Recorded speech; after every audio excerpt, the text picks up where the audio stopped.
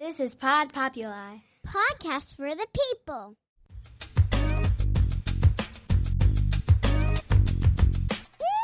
The Great Love Debate. It's the Great Love Debate. The Great Love Debate.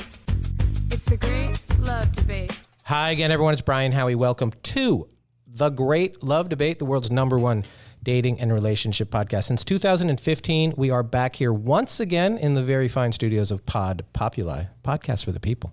I'm once again in the one in Boca Raton. It's like 80 degrees here. It is wintertime. If you have the means, find 80 degrees in wintertime. It's delightful. One quick note of business. So I've gotten emails about this, and you guys reach out all over the place saying, when is the 2023 list of the worst cities in America to find love coming out? And last year, this very region, South Florida, was 7th on that list. So we always release it in the early part of the new year. We're going to do something different this year. And this year, not that we don't take any of the statistics and information from you guys and our experiences traveling around the world to try and make these lists together. But this year, I'm exclusively going to let you guys nominate the candidates for the worst city in America to find love, and I'm going to read your actual missives that you're sending to me complaining about it. And remember, if you're like, it's never that you haven't met the right person. It's always that you haven't been the right person. So if you're in that city and the city sucks to date, you're part of the problem. You're not part of the solution. So it doesn't let you off the hook. It's like, I couldn't find love in Chicago. It's you. You can absolutely find love in Chicago. But we're going to do that, I think, 2 weeks from this episode, we are going to do that. So if you have a candidate for the worst city in America to find love, and don't give me some small town, and don't give me every year somebody sends in New Jersey, and New Jersey's not a city, it's a state. So every year somebody sends me in some small town, which may or may not suck. It has to have an international airport.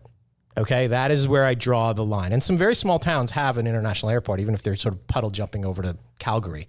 So that's the barrier to do this. So if you have a candidate for the worst city in America to find love for 2023, email us, greatlovedebate@gmail.com. And if it is a strong enough argument, not only might it make the top 10, we will read it on the podcast. Okay, I'm going to bring in my guest here. So one of the biggest challenges with love dating relationships in the last 5 years that has changed significantly is, for years and years and years, our parents, our grandparents, and most of you guys, most of your relationships came from somebody you met in the workplace, on a job. And the reason for that is those are the people that you spend most of your waking hours with every single day, every single week, every single year. That is the pool that you are around. Those are the people that you have conversations with. Those are the people that you are most intimately connected to. Those are the people you're sharing space with. It is natural that you will find some connection, I would think. That, however, has taken a terrible, terrible turn. My parents met in the workplace. That's a story we'll get into in a minute, in a little while. But so I'm here. I didn't want to bring in some HR rep because they would probably point out all of the violations. First of all, speaking of that, I have Ariana, the controls. Say hi, Ariana. Hello. Sorry. Yeah, that's not an HR violation. I just simply said hi to her. Somebody emailed about you, and they're like, she sounded interesting. I'm like, she was actually on an episode several months back. Yeah, so pay attention. I have somebody in here who knows a little bit more about this stuff on a lot of different levels. I'm going to get her bio right here. She's a business and career strategist. She's a certified executive and career coach. And most importantly, she's the founder of Jaclyn Beck Consulting. She's also the host of the very popular Worked Up podcast. The pregnant, can I say that word out loud? It's not 1950 anymore. Jaclyn Beck, how are you? I'm good. How are you, Brian? Good. What do we do? I'm going to throw you right in the deep end of the pool. Let's do it. You can date at work in some companies. You can't. Depends on the company. You got to go to HR. It's very unromantic to just be, I saw her at the copier and I'm like, you want to go to dinner? Yes. and this is one of those areas that's a very gray space, right? Right. And there's a very thin line that anyone needs to toe if there's any type of attraction in the workplace. So what I would say on a practical level is that every organization has their own set of rules. I highly advocate for people to understand those rules before they act on anything. Typically, if there's a hierarchical relationship, some type of romantic relationship is not permitted. I've seen lots of people meet still in the workplace within the past decade or so. I've seen people be married at work and no one know because they've kept different last names. Yeah. Now, the upper levels of management, they're not only concerned about the relationship on the way in, they're absolutely concerned about it on the way out. They're concerned that if it doesn't work out just as much as anything else, it's like these two people went out, it went terrible, that whole thing, and now it infects the office place. They can't not only share a cubicle, they can't work together on assignments. There's weird energy. Everybody's around them. I get the reasons, but for generations, we got around it. Not only did we date, we were allowed to. You came in after, on a Friday or a Monday, and you get your hair done, or you got a new dress, and we could compliment you and tell you look good and how you doing, and you look great. And now that is grounds for dismissal in like 70% of companies. I've never worked for a company, so what do I know? But I hear things. Hearsay. I hear it's not good. But I get every company's different. Yeah. Generally speaking, though, do you try and, you don't want to sneak around. You try and do the asking out stuff outside of the office. Yes. Like, don't do it around the conference table. Wait till there's some reason why you run into them at Applebee's. And then you're like, hey, you're from accounting. Hey, you're cute. And then you go from there. So this is what I my would impression of corporate America. Yeah, Applebee's. What are your references? Office Space? Was Maybe, that the but last? that Office Space is everything. Yes. Was that the last? She worked at Flingers. Is that where she worked? I don't know, but they had to adorn themselves with all flair. those flair. Yeah. But I think it was based on like an Applebee's thing. I think it was, but he dated outside. She didn't work with them. Exactly. It was a bunch of dudes. So to answer your question, Yeah. what I would say is that to me speaks to understanding action and consequence and having emotional intelligence. And it sounds really simplistic, but it's harder said than done. And what I mean by that is you brought up a really good point. 9 times out of 10, you're going to go out with someone who's not going to end up being your husband or wife or significant other for the rest of your life. Right. So there is that expectation, oh wait, shit might hit the fan. Oh wait, this might not go well. Oh wait, one of us might really hurt each other or do something that's really messed up. And then I need to see this person every day and put on a smile, right? And there's the question node of, do I want to go down that path? Mm-hmm. Is it worth it to me? And then number 2 is, if you want to take a scientific look at it, you have a lot of data when you're working with someone. You said at the beginning, you see the way they communicate with people, you see how they interact, you share things with them, you spend most of their time with them. If you're attracted to them, if there is a level of attraction or knowledge, it's because you have that data. And so more times than not, their quirks too. And the things that'll piss you off about them. And if those are glaringly obvious, those are probably red flags not to go down the path of going to Applebee's and asking them out. Right. Now, the advantage of the workplace, to take it a step further, is lots of the conversations and situations there are going to manifest a more cerebral level of conversation. Yes. So the person is going to seem smart. They're going to seem creative. They're going to seem interesting versus if you just ran into a guy in a bar and they're like, hey, how are you? What do you want to drink? Like that's so you're already in an environment that sort of breeds attraction. You're primed. Yeah. Mental attraction, physical attraction. It's a locationship, because you are in the same place at the same time. That happens in Hollywood a lot, the director and that, or as famously recently happened with Olivia Wilde and Harry Styles. Yeah. And it makes everybody else a little bit uncomfortable. That being said, sneaking around makes you guys uncomfortable. Yes. It's hard all the way around. Yes. I think there's, that's a delicate balance because you don't want to announce anything or you don't want to say anything to anyone unless you know it's the real deal. Right. So there comes a time where probably you need to tell HR, probably you need to tell the people around you. But I think inevitably there's going to be an element of sneaking around, Right. at least initially, which frankly probably adds to the element of mystique and excitement about it. Yeah, the sneaking around, like catch a quick glimpse and everything. When, and again, this is different for every company. Yeah. When do you have to tell HR? I think I'm going to ask out Jane. No. We've gone out 3 times.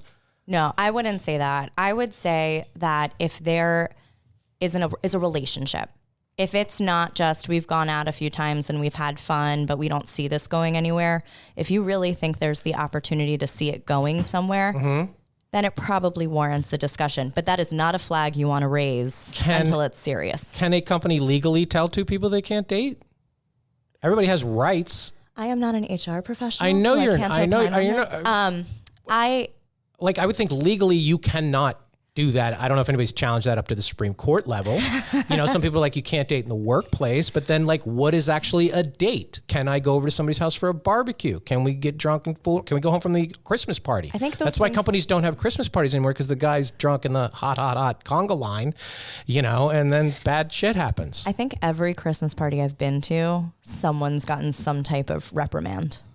A reprimand. Oh, yeah, or something. And that's why a lot of companies are cutting that out just for budgetary reasons, but also for HR violations. Yeah, that comes down to policing. You're never going to be able to police that. People are going to live their lives. I think there's an element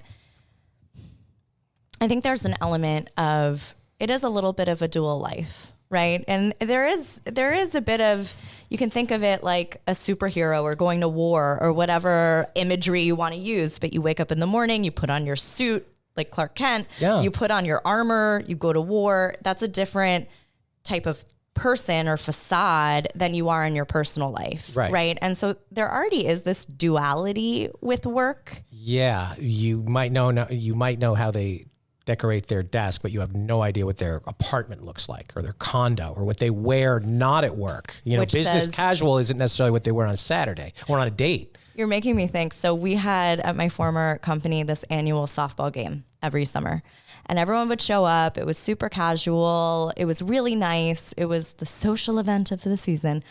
But I always found it so interesting because you would see all the tattoos.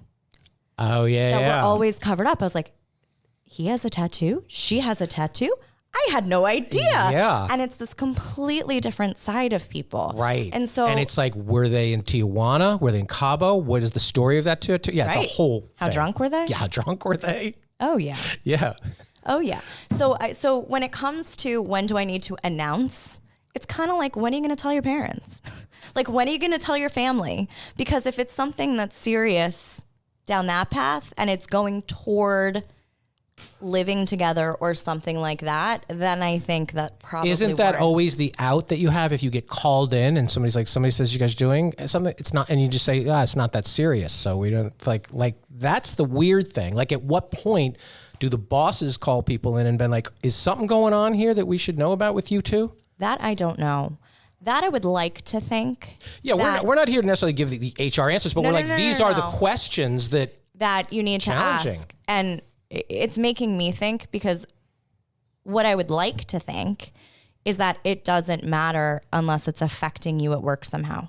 Maybe you're on competing teams where you're not allowed to share information, or maybe one person reports to the other and it puts you in a compromised position when it comes to promotion decisions. But you're more likely to share the information if you want him to like you. Right. Or if you want him to ask you out. Like, I don't think that's a good barrier either. All right. We have to take a quick break because I got to pay for all of these possible HR violations around here. I'm here with Jaclyn Beck. We will be back right after this. Okay, we are back. And as I said at the top, and I've said on this podcast before, generations of people, if you ask them where they met, other than a bar, the number one answer was probably we worked together on something. We met at work, or he was a sales guy who dropped by and blah, blah, blah, blah. My parents met. They both worked at IBM, and IBM was a very conservative but very huge company. Back in the 60s and 70s, IBM was like the biggest, most successful company in the world. They made the choice that people didn't want personal computers. They were wrong. It's not that big a company anymore. But back in the day, it was the thing. My mother did not work directly for my father. She was part of the secretarial pool, which I don't think you can even say that anymore. She was Miss IBM, which props to mom, but mostly what I get out of that is big conservative companies had beauty pageants among the female staff. Isn't it wild to think that? It is. I mean, that's the Mad Men era. It's wild to think that. But when I think about that now, so many women would kill. They want that. There's a lot of women who want that. There was a woman who famously sued in New York City, some investment bank, because she was the only one in the office who didn't get hit on. And it made her feel uncomfortable. Everybody else, it made her feel, it was like otherism going on. She felt bad because everybody else was, it made her feel like unattractive, and she sued and she won. Like they settled with her. That is fascinating. You know, there's a lot of people, no matter how conservative the company is, and companies are getting less and less traditional and conservative. The IBM old days, dark suit, white shirt, that's closed-toed shoes. That's still out in a lot of the country. But a lot of people are like, you know what? I want some sort of environment where I can show my personality. Yes. Where I can show the creative, where I can show my tattoo. Like if we're in the softball game, can I tie my shirt up in a little halter? Like, can I? I don't know. Like a lot of people, like I have to wall off 80% of my personality 80% of the time. Mm-hmm. That's rough. Mm-hmm. You know? It is. And that to me is authenticity, right? You want to show up as your authentic self. You want to show up as your best self. And I'd like to think that is the same in every environment. There's also a practicality about it where, yeah, you're not going to necessarily roll into work because there's an element of having to garner respect and work your way up the hierarchy and the ladder. And to do that, you need to manage the perception of you and your personal brand. Mm-hmm. And when you think about the people who excel in corporate environments, they tend to be the ones that have their shit together. They're the ones who are organized. They're the ones who communicate really effectively. They're the ones who do what they say and say what they do. And so there's an element of self-management, mm-hmm. I think, where I am totally for showing up in an authentic way, but it's also context and mm-hmm. knowing what's appropriate where. And it's interesting because I think about dating and relationships. Everything you do in business is a relationship. Right. It all comes down to what do you believe? What are your values? What is my message? How am I going to communicate it? How much can you be trusted? Trust. How authentic are you? How good are you communicating what you want? Yeah, all of it. They are relationships. It is. And there's an entire body of science right now on emotional intelligence and how it improves outcomes in office environments. I used to, when I would hire people, I was always trying, because there's just questions you cannot ask. And there's so many questions that I'm like, why can't I ask that? Why can't, can I see the list of prescription medications that you're on, please? I think it matters. Like, have you ever, what kind of anger management issues do you? I kind of want to know, like, do you have a girlfriend, boyfriend, married? Like, I want to know how stable you are. If you're just like, I'm out every night and whatever, like, I want to know.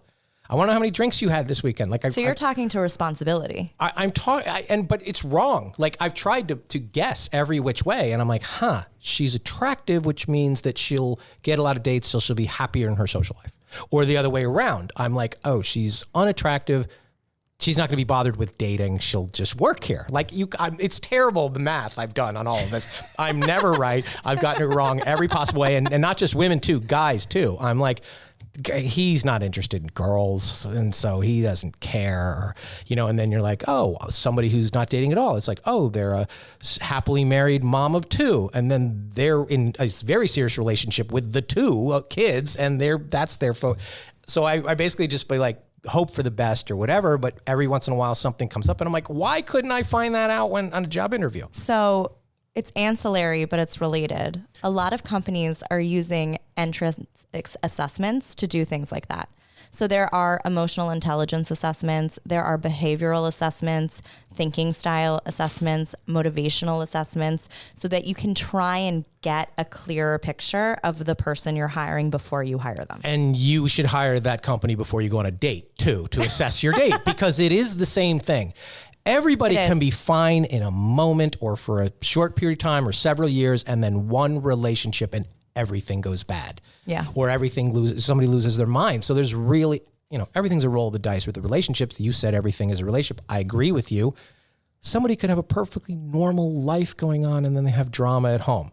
They get divorced. This stuff used to be taboo to even talk about in corporate America, but now those companies are getting smart and they are bringing in as guest speakers. It's not just the fitness people or whatever. They're bringing in the relationship people. Yes. They're bringing in confidence people. I do speeches all the time where I do communication and confidence, you know, because somebody came to one of my shows and like, he kind of knows what he's talking about. I don't know what I'm talking about, but thank you for the money.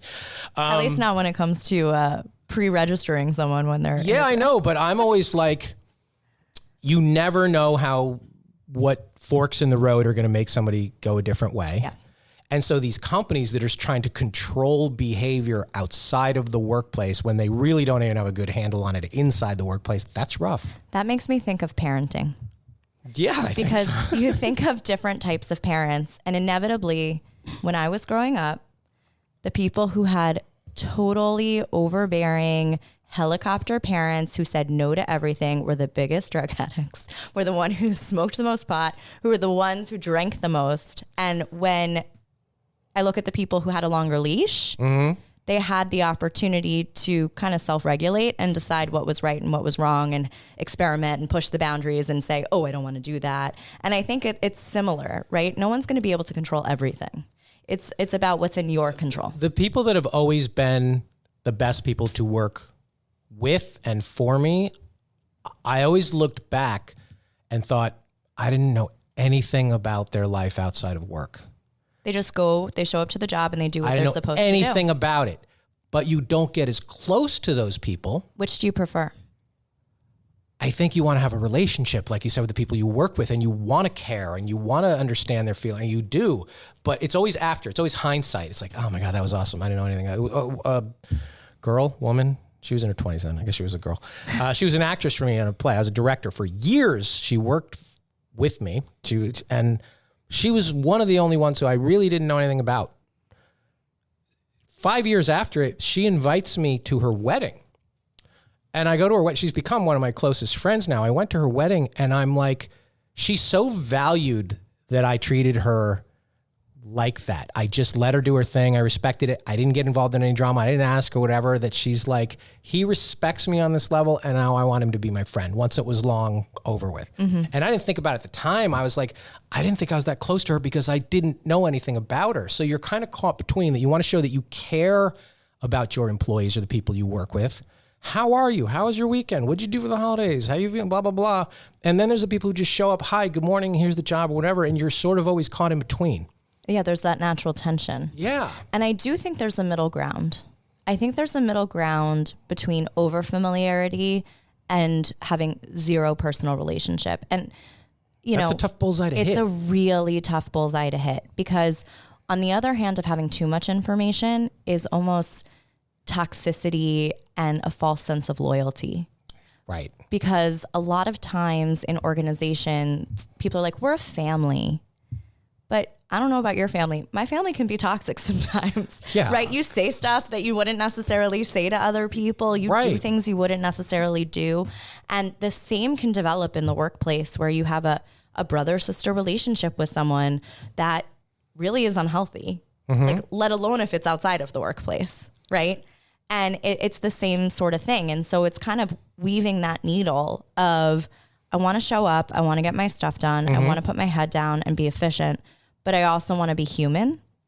Right. And care. And so it's like, there's a fine line between like chit chat, elevator talk, hi, and like some caring. Ariana, you've had bosses.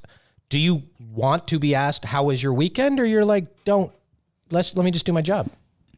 Or it depends on the boss, I suppose. Yeah, it definitely depends on the boss because I've had some mean bosses, but it depends on like what intentions they're asking me for. Well, that's the thing. Yes. Is it like prying or is it manners? And I'm always terrible at this small talk because I sometimes ask because I think you're supposed to, and I really don't give a shit about your weekend. But see, that will come through. That will bleed through. I know. I think so, but I'm trying. I'm like, oh, I'm supposed to ask, how was your day? Get home safe, like, all this stuff that I've seen on TV, but I really don't care. And then I'm like, I feel like I'm asking because I think they want me to. And then maybe it's like, I don't want to talk to you about anything outside of work. I never know. There should be a form you fill out. Here's the things you can ask me about. Well, what you're really talking about is boundaries. Right. But everybody's boundaries are different. And some people act like you don't care because you do pay more attention to the high maintenance people.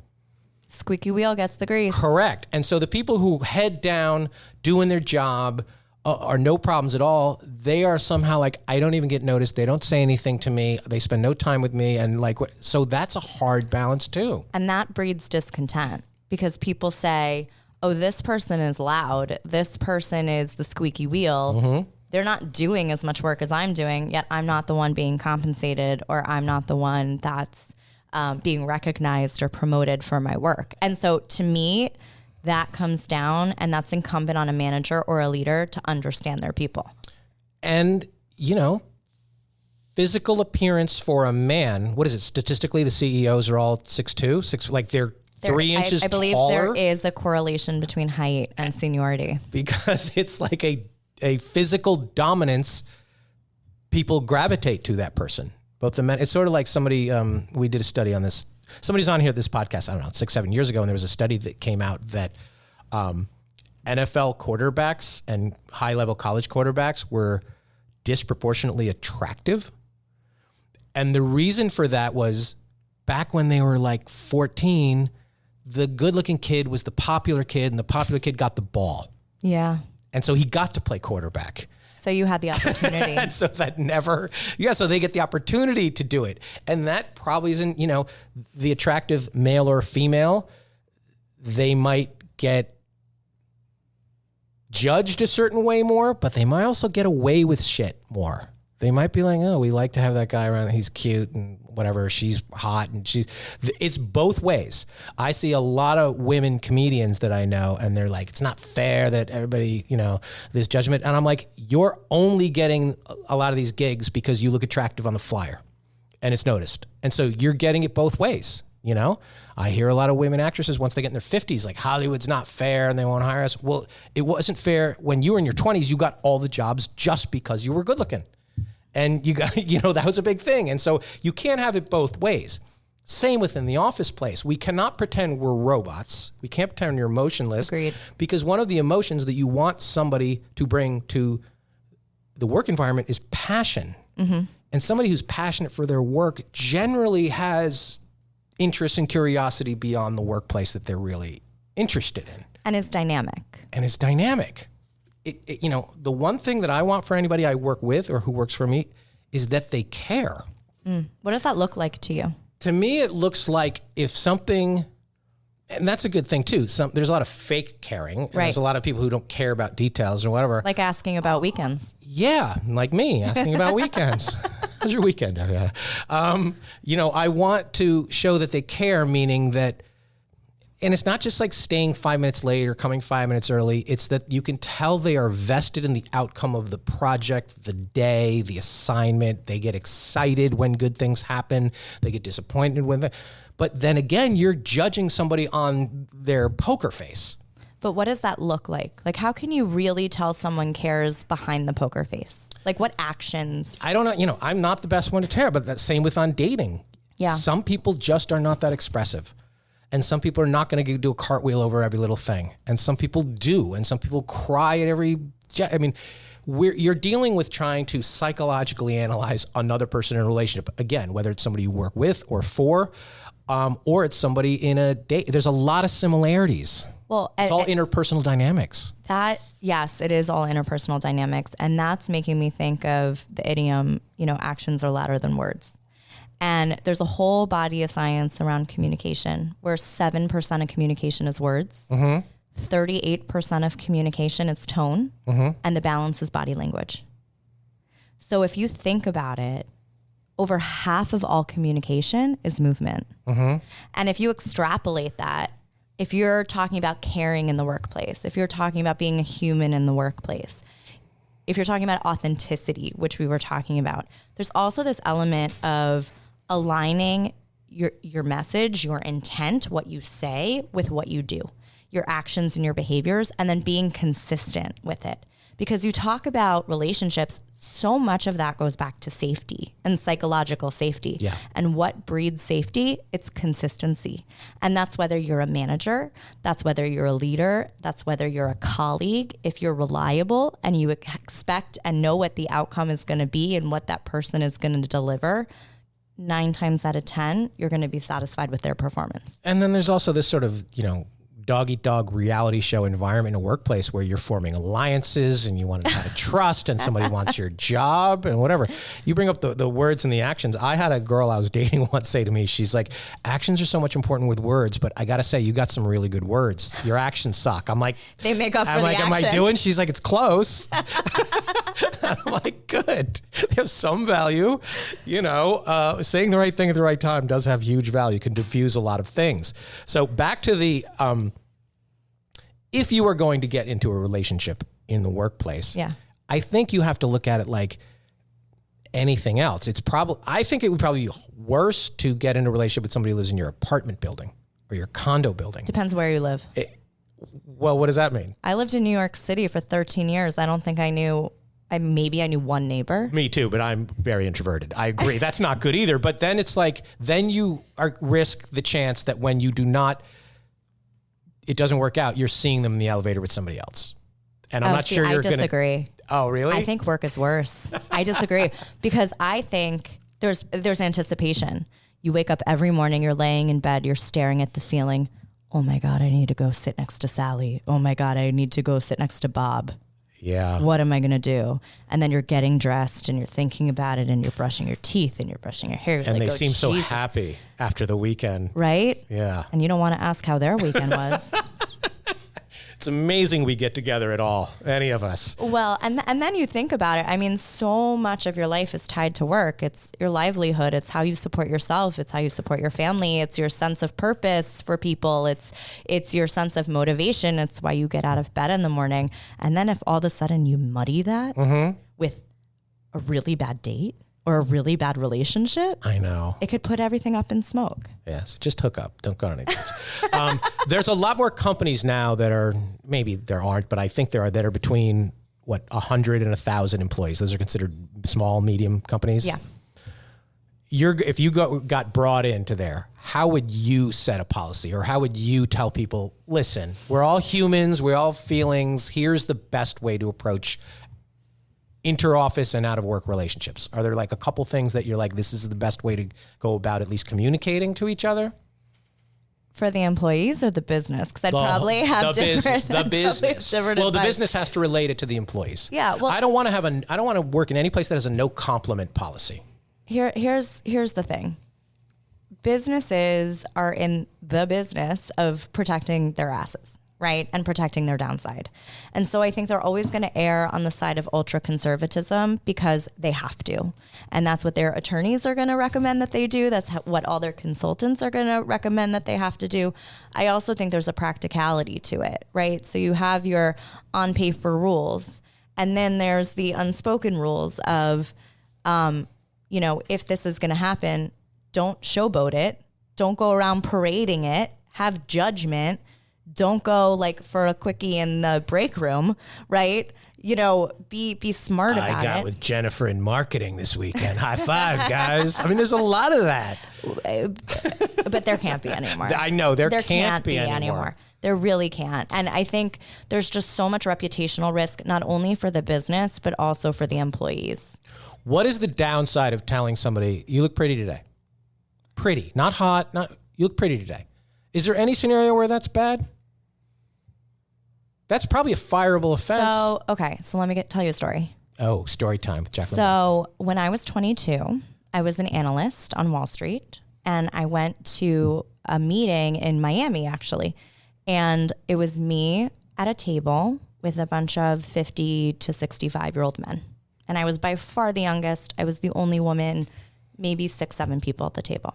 They're all drinking. My dad gave me the piece of advice in college, which I still take, which is if you feel uncomfortable, have a glass of seltzer with a little bit of lime. So they think you're drinking, but you're not. Mm-hmm. So I was drinking seltzers, and these guys were getting at it. Not my colleague, but the other guys.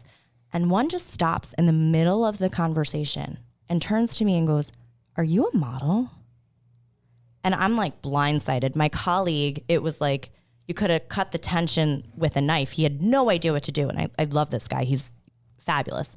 And I just sat there and I said, well, I model every day in Excel because I make Excel models. Oh. And it diffused the tension with humor. But that's a situation that's uncomfortable. Only to tell because someone. so you probably took it, you didn't probably mind the physical compliment. You probably looked at it like, no offense to the models out there, that somehow that belittled your professional skills. No, it was about being called out for something other than I wanted to be recognized for in that context. In that context, my physical appearance, which by the way, I don't think I look like a model, but my physical appearance was the I least. told you that you were one of the most attractive pregnant people I'd seen. I hope that's not offensive. You have a glow. You have that glow they talk about. Some women don't do well with pregnancy. I appreciate that. But in that context, in the work environment, I want to be recognized for my capabilities. I want to be recognized for my skills. I want to be recognized for my talents. And I do think on some level, when you bring up appearance, that belittles everything else you've done. It belittles your intelligence. It belittles kind of a lot of hard work that has gone into, getting to where you were. And I worked my ass off in college and through internships to get the big job that I wanted to get.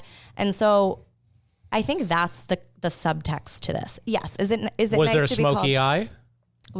No, because that's the thing too. He's like, she clearly cared enough to do her makeup like that to be noticed. Okay, but here's the question. Yeah. If there was a woman in the workplace who didn't put makeup on, what would you think? You're asking me as a man or somebody who works with her? Okay, you own a business. Yeah. Right? Let's say you are hiring a female. Mm-hmm. She shows up, her hair's not brushed, she doesn't have eyeliner on, she doesn't have mascara on. What would you think? In 2023, I would think it's just not important to her. Okay. I wouldn't think she doesn't care. Sadly, that's the norm now. Sorry. You got eyeliner on, Ariana? Just mascara. So there's something. Well, I look at it like I want somebody to present what they believe to be the best version of themselves. So I put makeup in the same category as showering.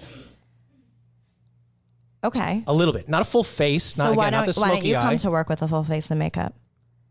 If anybody cared about my appearance, I probably would. Like, Well, why don't you care about your appearance? I do. Nobody else does.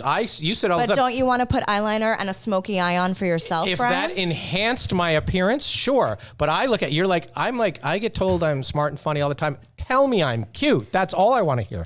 Listen, no, I understand that. And I know I'm being intentionally challenging. Right, because you've heard it before. Well, I think And there's it's a the girl double who standard. doesn't hear it before, I think she wants to hear it. No, it's not that. I think there's a double standard. Yep. I just think there's a double standard. I think there's this expectation that especially in corporate environments, right? If a woman doesn't show up completely put together, Right. there's a negative perception put on her.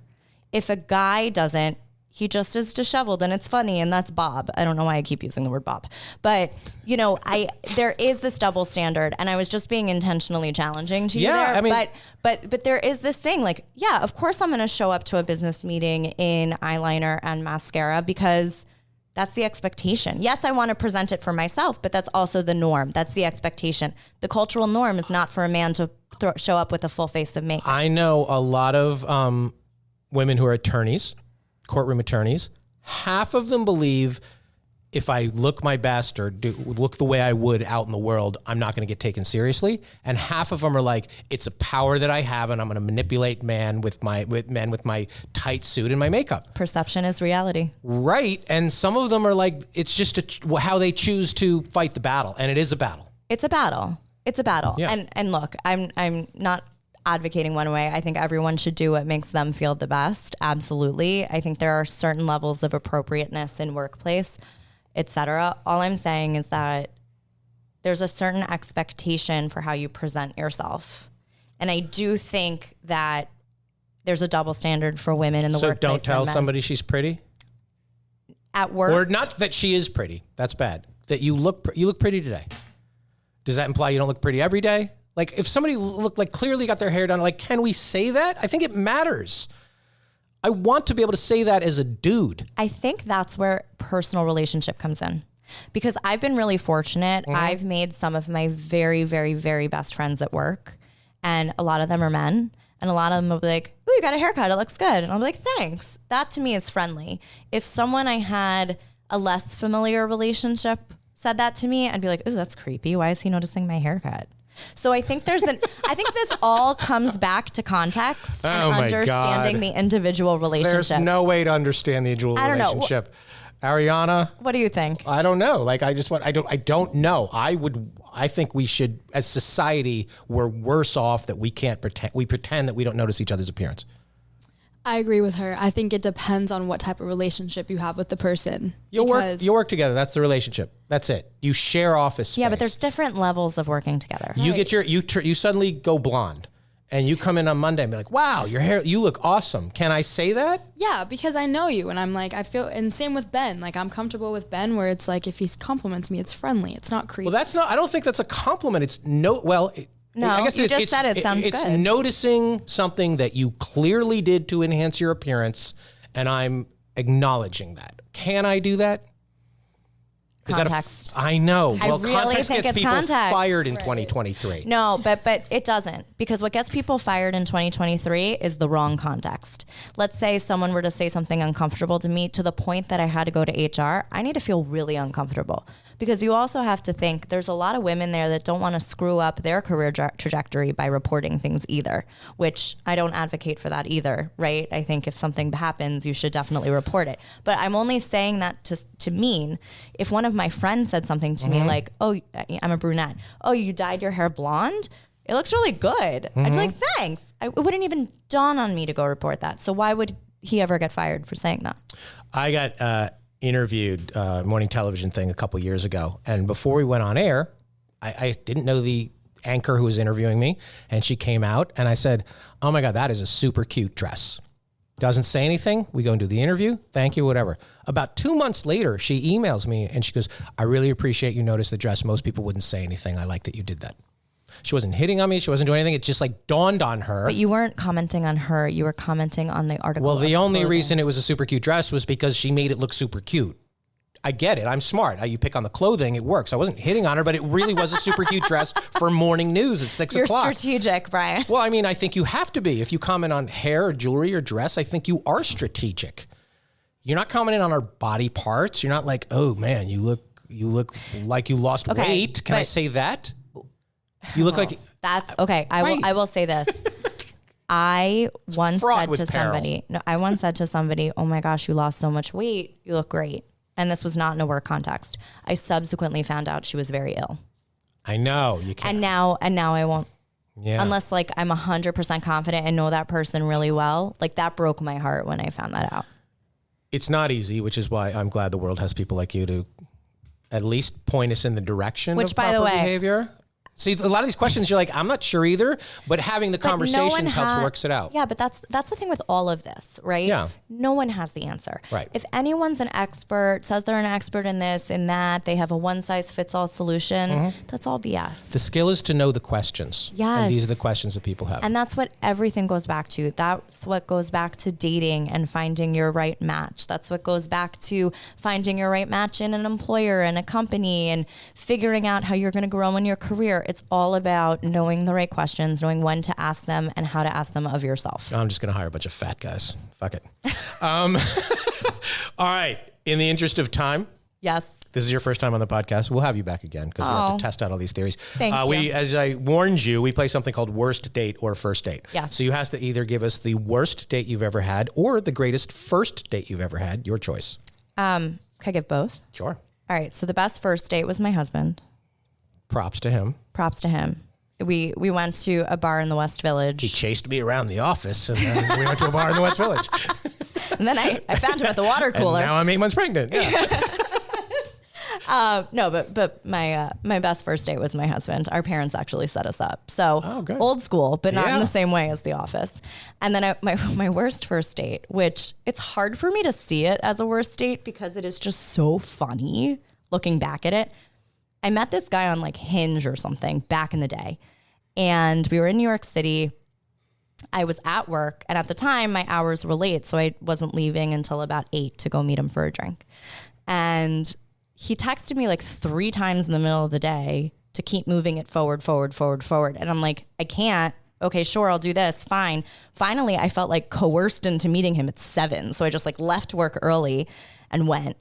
He was the most fidgety, he was doing this thing with his mouth, like a lizard, like sticking his tongue out, like Not like erotic Miley Cyrus style. no, like a lizard, like he was like catching a fly. It was very weird, and he was fidgety. Part of me thinks he was on something, but he was fidgety, and then we're chit chatting. I could already tell this is going to be ridiculous. He asks me to stand up and turn around. Oh. And he goes, because I guess I was sitting down. He goes, I didn't get a nice look when you walked in. Do you mind standing up and turning around? And I'm like, no, I'm not doing that. Oh, Jesus.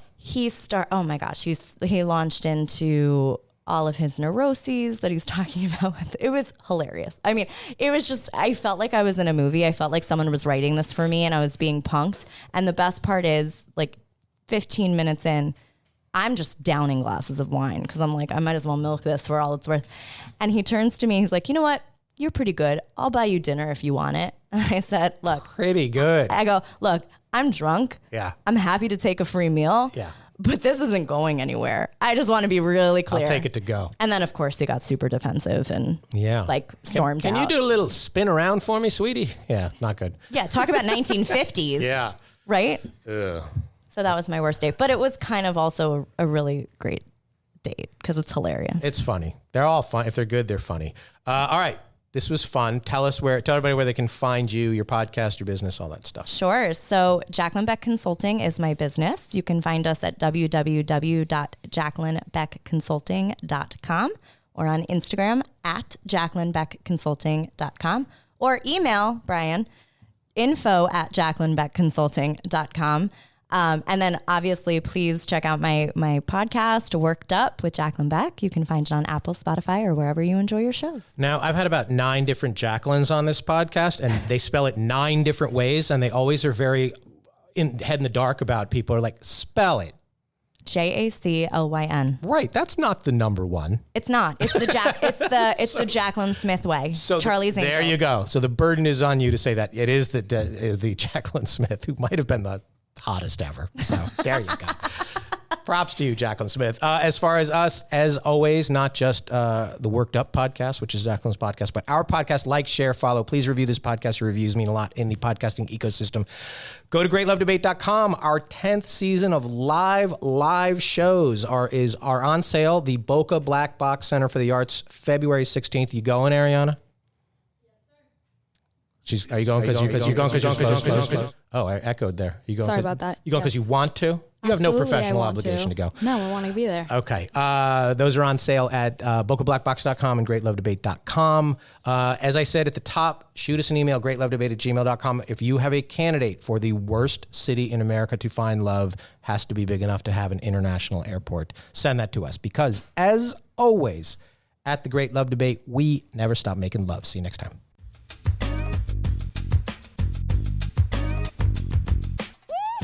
Great Love Debate. It's the Great Love Debate. The Great Love Debate. It's the Great Love Debate.